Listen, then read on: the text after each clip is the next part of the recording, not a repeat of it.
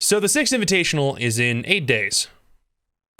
Yeah, that kind of snuck up on me too. When it was rescheduled from its original date in February, I was mid-production on a lot of preview and breakdown content, and I had to stop because everything I worked on simply would not be relevant because of that reschedule. There's one breakdown video I did on NA from 3 months ago, and that's it, that's now outdated, so don't watch it. But we're still going to do regional breakdowns and predictions and everything for events because it's been 6 months since we were able to do this last.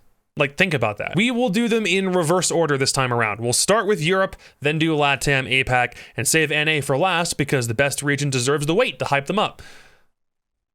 That statement's not going to come back to bite me at all, is it? So, 6th Invitational 2021 in Europe has 5 opportunities to get this right. BDS Esports, G2 Esports, Virtus.pro, Team Empire, and Mkers.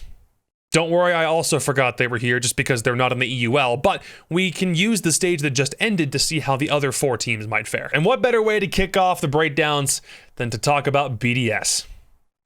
Yes, I'm biased, but you're about to see why. They are probably the team in Europe that has made the most of everything being moved to online. They're consistently one of the best teams in Europe for Tier 1 competition, and they take it seriously every time they're in the lobby. Shiko, Rafal, Alems, Shiro, and Daye were the #1 team overall for both stages combined of the EUL last year, won the August Major, and came in second at the November Major to Empire and the EUL Finals to G2. They were also second place to Na'Vi at the stage that just ended for this season, but Na'Vi is not at SI, so who cares, right? All of those accolades since 2020 up until now, that is a really good pattern of consistency. It's strong, it shows that they're taking care of themselves, and that they go into every game that they play wanting to be the best all the time. Like, nobody in Europe's really had their number. Like, no one team can say that, oh, we know how to beat BDS. Every team that they've been runner-ups to has been different. I'm really happy I get to say this, but they are one of my favorites to win SI.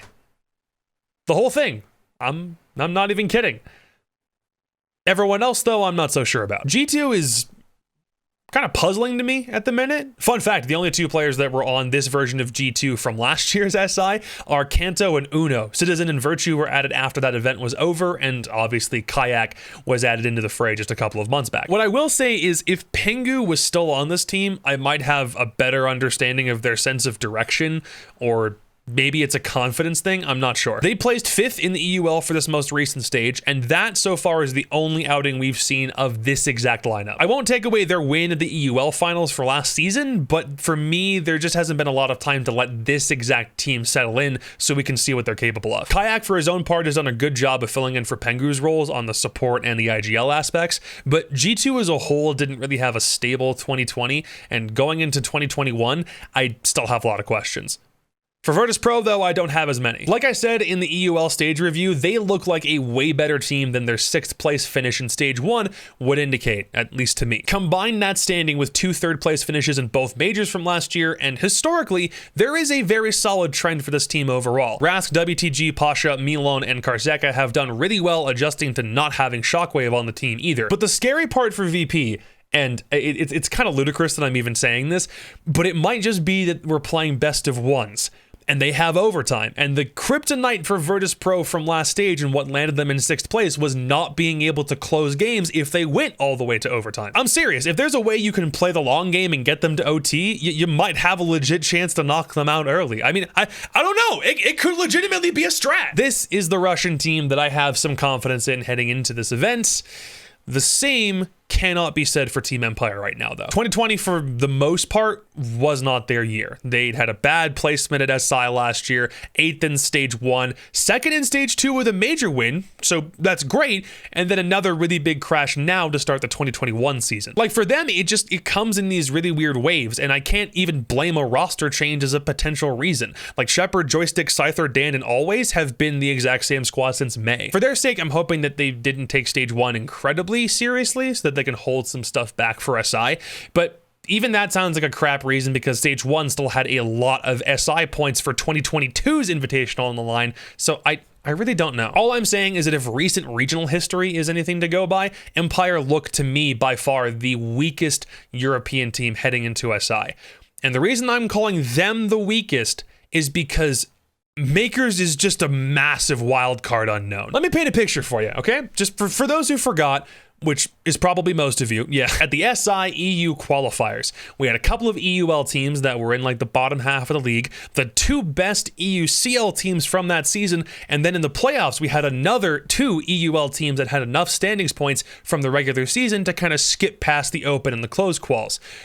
Did any of them win this qualifier?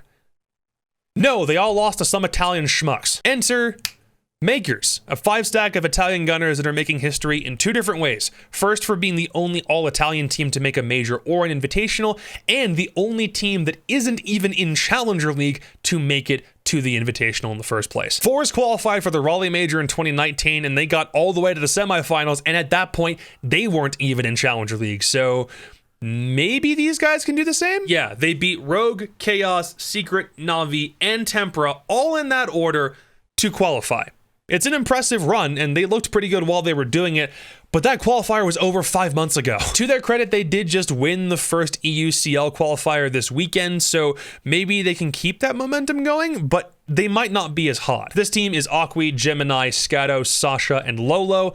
I know, we're just going to have to commit those names to our memory for those who haven't heard them before. And there is some team experience with these guys going back to like 2019, so you would hope that there is enough chemistry together to do something substantial, but I would be lying if they were anything other than just an unknown, and I do not know where to factor them in at this point, so we'll see. That all to say, with no ratings, numbers, or anything, this is how I would order all of Europe's teams from most likely to succeed to the least, or at least how confident I am that they might succeed. I don't know. This is just my opinion. Yours might differ slightly, and if it does, feel free to let me down below why you're wrong so I can laugh at you. As a general overall, I don't think EU looks really good coming into SI, but they certainly aren't the weakest region of the 4. If this helps you get your predictions in order, I'm very sorry, because we got to do more of these. LATAM, then APAC, then NA, then the predictions video in that order over the next week or so.